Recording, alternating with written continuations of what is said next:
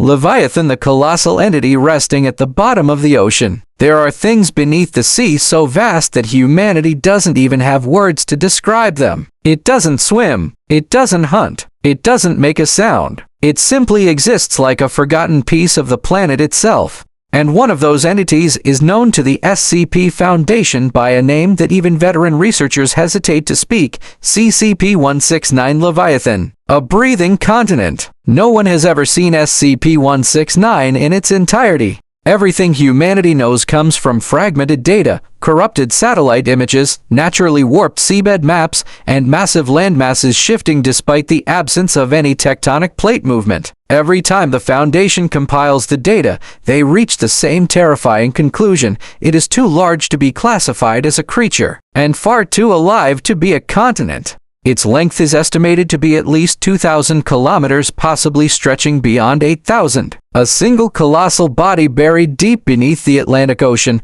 where every sonar device records only one thing: absolute silence. But it's not the silence of stone. It's the silence of something asleep.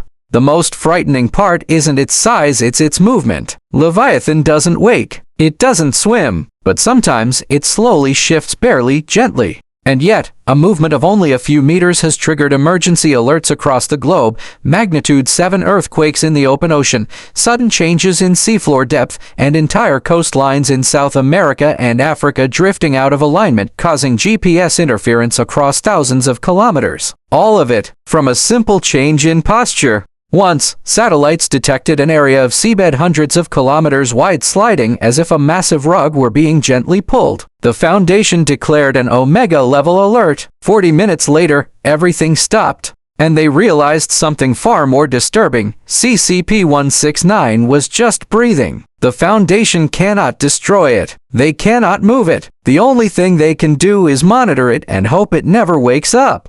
Because if SCP-169 ever opens its eyes, if that thousands of kilometers long body rises even slightly toward the surface, sea levels would surge by tens of meters. Coastal cities would vanish. Global geology would collapse. And the ocean would no longer be the ocean. SCP-169 is not hostile. It doesn't care about humanity. It doesn't need to feed or hunt. But its silent existence alone is enough to make it the greatest threat humanity has ever unknowingly lived above.